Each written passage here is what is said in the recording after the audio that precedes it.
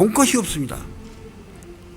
그 토마스 제퍼슨이라는 사람이 미국 3대 대통령인데 그 사람이 민주주의는 피와 땀과 눈물을 먹고 피와 땀을 먹고 산다 이런 말을 했어요.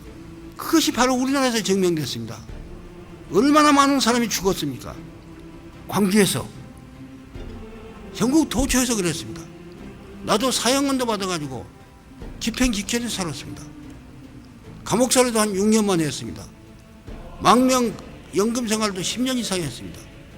이건 자랑도 아닙니다. 얼마나 많은 분들이 이 광주에서도 목숨을 바쳤습니까? 그렇기 때문에 한국 민주주의는 뿌리가 튼튼한 겁니다. 이제는 어떤 군부 사람도 어떤 독재자도 한국에서 민주주의를 안 하고는 못 비깁니다. 다시 군사고대도 하는 거 꿈도 못 꿉니다. 우리는 3번 독재자를 극복했습니다. 이승만, 박정희, 전두환. 그리고 우리는 결국 이제는 민주주의를 반석에 올렸습니다. 최근에 일본을 보면 일본이 급격히 우경하고 있습니다.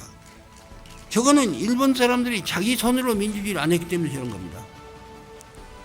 전후에 군국주의 하다가 갑자기 항복하고 나서 메가더가 들어와서 민주주의 해라는 게 민주주의 한 겁니다.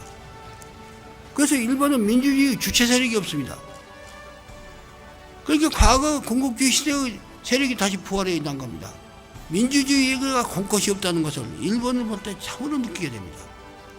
그래서 내가 우즈베키스탄 그 학생한도 그 질문하는 심정을 내가 이해하고 참 가슴 아프게 생각하는데, 우즈베키스탄도 민주주의 하는 것은 결국 우즈베키스탄 사람들이 해야 합니다. 할 수 있습니다. 다만 거기에는 민주주의를 위해서 희생을 바칠 각오를 해야 합니다. 그래서 국민의 권리를 유도해야 합니다. 우리도 4.19 학생들이 일어났습니다. 그러나 마지막에는 국민이 전부 합세했습니다.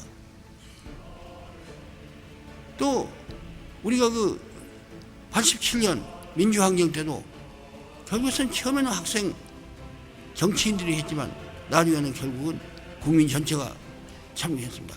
그렇게 되니까 국제 보는 눈도 달라져가지고 독재자들한테 압력해서 이박사보고 하야해라, 전두환 씨 보고 계엄령 해적 선포 못한다, 이렇게 해서 압력을 가해준 것입니다. 결국 시작은 우리가 해야 하고 희생은 우리가 해야 하고, 그렇게 됐을 때 국민이 전부 참여하고 세계가 우리를 도와주게 됩니다. 경제가 발전되면 중산층이 생깁니다. 중산층이 생기면 중산층은 말하자면 이 자유를 요구하고 참정을 요구합니다. 투표권을 요구하고 또 피선거권을 요구하게 됩니다. 안 하면 문제가 생깁니다. 영국은 산업혁명을 하고 나서 중산층이 생겼습니다. 중산층들이 그런 요구를 하니까 영국 귀족들이 선선히 내주었습니다. 그래서 영국은 평화혁명이 되었습니다. 프랑스는 귀족들이 말을 안 듣다가 대혁명이 일어나서 전부 못살당했습니다.